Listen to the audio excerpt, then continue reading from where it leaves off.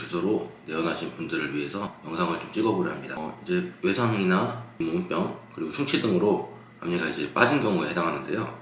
앞니는 사실은 발음이나 심미에 훨씬 더 중요하게 영향을 끼치는 부위라서 이제 몇 달간의 치료 과정에 있어서 가장 중요하게 생각하는 거는 어떻게 하면 그 치료 기간 동안 앞니를 유지할 수 있냐, 임시치아나 임시장치 이런 것들을 통해서 심미나 발음의 영향을 최소로 할 수 있게 하는 거거든요. 그래서 그거에 관련된 이제 몇 가지 방법들이나 장단점에 대해서 조금 설명드리려고 합니다. 먼저 가장 흔히 쓰이는 방법 중 하나는 임시치아예요. 주로 임플란트나 이런 치료 계획보다는 브릿지를 할 때 많이 쓰는데요. 치아에 정말 넣다 뺐다 할 수 있게 만들어 드리는 거거든요. 우리 흔히 생각할 때 이제 이를 씌우거나 하는 크라운이죠. 크라운 치료를 할 때 많이 쓰는 임시치아와 크게 다르진 않아요. 이제 부위가 앞니라는 거고, 그리고 중요한 거는 이제 이미 상실된 치아가 있기 때문에 이런 브릿지 형태에 이어져 있는 거죠. 이어져 있는 치아의 상태로 임시치아를 만들어서 이제 붙여 장착하게 됩니다. 임시치아는 사실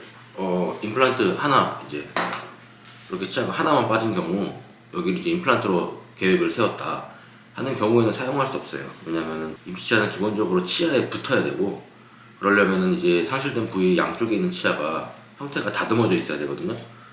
그래야 이제 요 임시치아를 이제 붙였다 뗐다 할 수 있는 거죠. 하지만 임시치아만을 위해서 이제 옆에 치아를 이제 형태를 다듬는 거는 불가능하거든요. 그래서 애초에 최종 치료 계획이 이제 브릿지, 옆에 치아를 다듬어서 연결하는 형태인 경우에만 사실 사용할 수 있고요. 임플란트나 이런 경우로 임플란트로 이제 치료 계획이 잡힌 경우는 사실은 애초에 적용할 수 없는 케이스예요. 이제 임시치아로 앞니를 이제 임시 수복했을 때 장점은 사실은 가장 중요한 거는 이제 심미나 발음에 영향을 주는 거죠. 그리고 두 번째는 이제 이가 빠진 부위의 잇몸 형태를 임시치아로 어느 정도 이렇게 잡아줄 수도 있어요. 물론 100%는 아니지만 저희가 원하는 형태로 잇몸을 조금 만들어줄 수 있는 부분이 있거든요. 이 임시치아의 이제 치아 상실부 하방 형태를 좀 조정하면서 그렇게 할 수 있는 부분이 있고요. 그리고 이제 최종 치아 형태를 어느 정도 환자분이 가늠할 수 있는 좋은 이제 역할을 해요. 임시치아가 들어가면 나중에 내가 이제 앞니를 수복했을 때, 브릿지를 수복했을 때 치아의 길이라든가 모양이나 형태가 어떤 요 정도 형태가 되겠구나 하는 걸 미리 예상을 할 수 있고, 그 부분을 환자와 소통하면서 최종 치아 형태를 조금 더 원하는 방향으로 만들어 드릴 수 있거든요. 그래서 사실은 임시치아는 장점이 많고, 하지만 중요한 건 이제 브릿지를 하는 경우에만 반드시 적용할 수 있어요. 그리고 그러면 이제 임플란트를 하는 경우가 이제 조금 다른데요.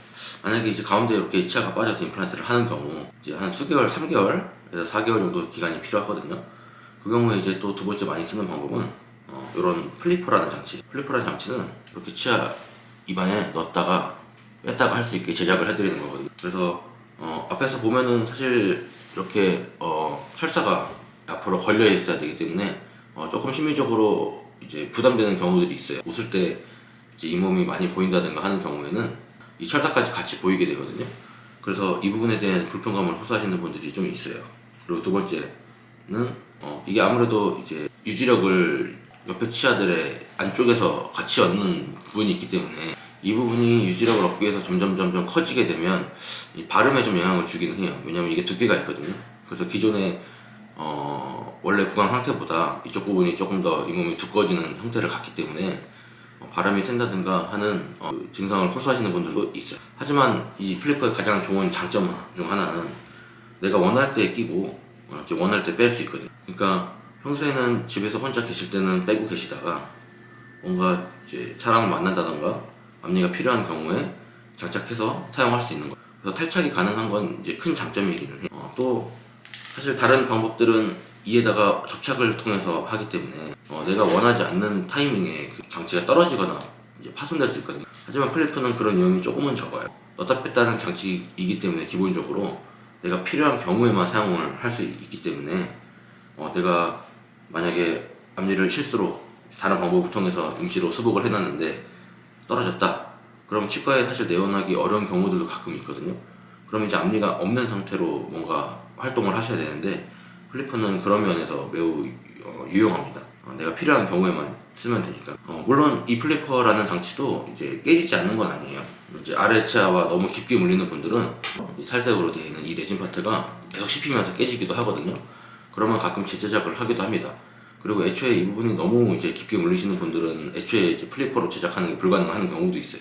하지만 플리퍼는 매우 유용한 방법입니다. 환자분들이 처음에는 이게 약간 어떻게 보면 이제 부분 틀니와 비슷한 형태를 갖기 거부감을 가지는 분들도 꽤나 계신데 사용하시다 보면 금방 익숙해지고 이제 좀 편안한 경우가 있어요. 그리고 마지막으로 이제 많이 쓰이는 방법 중에 또 하나는 이렇게 레진 치아나 이제 어떤 임시 치아 하나만을 만들어서 이제 옆에 치아에 이제 접착하는 거예요. 그냥 붙이는 거죠.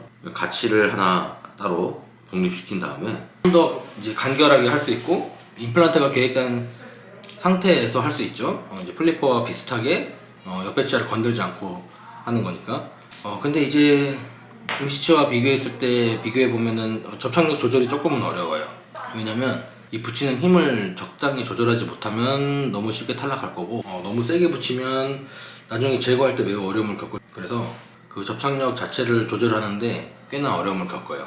하지만 이제 아까 말씀드린 이 플리퍼와 같이 두께를 가지거나 하지 않고 옆에 치아를 건들지도 않는다는 점에서 사실 가장 손쉬운 방법이긴 합니다.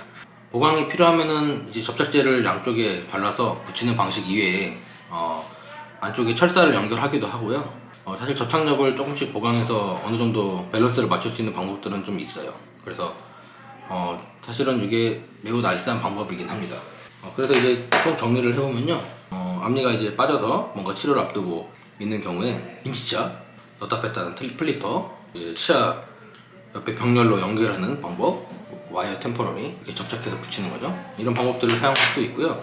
이제 경우에 따라서 장단점이 있기 때문에 환자분과 좀 의논하에 결정을 하는 편이에요. 보통은 생활 패턴이나 뭐 사회 활동 정도 그리고 앞으로의 뭐 중요한 일정 이런 것들을 고려해서 임시치아 방법을 중간에 바꾸기도 하거든요.